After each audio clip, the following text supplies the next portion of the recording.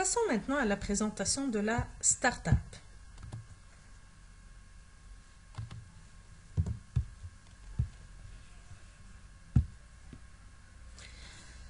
La question qui se pose ici, est-ce que la start-up est une version minimalisée, une version réduite d'une grande entreprise?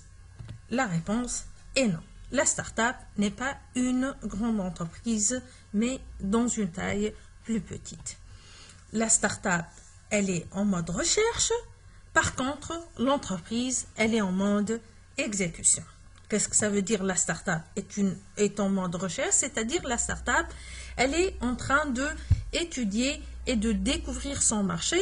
Et donc, le travail du start-upper consiste à préparer un business model tel que je l'ai expliqué dans les parties qui ont précédé. Par contre, l'entreprise, elle connaît convenablement son marché, ses clients, et donc, elle est en train de fabriquer des produits et des services. Donc, c'est quoi la start-up? Qu'est-ce qu'elle fait? La start-up, elle part d'une idée géniale ou bien d'une technologie et elle est en train de chercher comment elle va exploiter cette idée et cette technologie pour atteindre son marché.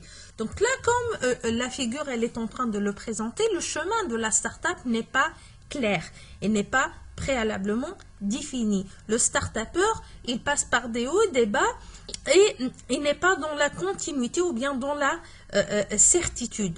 Donc, une fois, s'il trouve son chemin, la ligne bleue que vous êtes en train de voir là, une fois il trouve son chemin et comprend exactement comment il va accéder au marché et comment il va atteindre ses clients, là, la start-up se transforme en une entreprise.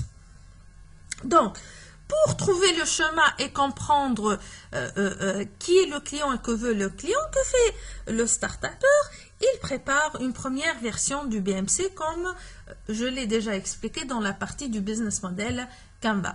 Mais une première version du BMC qui est faite à l'intérieur de la salle de classe ou bien de la salle de réflexion ou bien du bureau ne reflète pas la réalité et il faut aller vers le marché pour faire une deuxième, troisième, quatrième, jusqu'à atteindre une énième version du BMC, mais une énième version qui reflète exactement ce qui se passe sur le marché.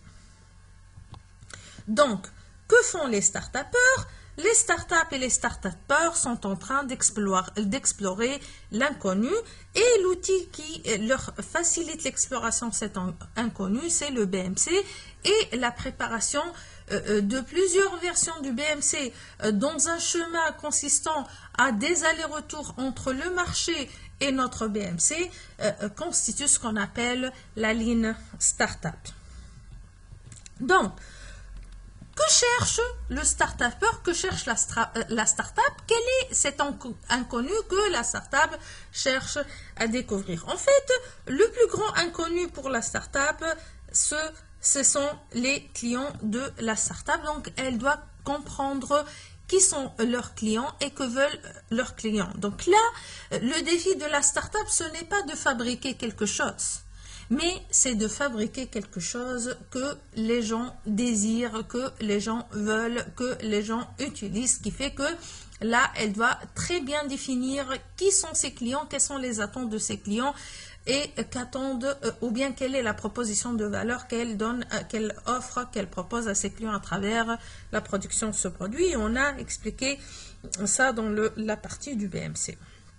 Donc là, comme j'ai dit tout à l'heure, la start-up, elle est en mode de recherche et l'entreprise, elle est en mode d'exécution. Donc, qu'est-ce que ça veut dire la recherche? Comme on l'a déjà vu, la recherche, c'est la découverte des clients et par la suite, la validation des clients.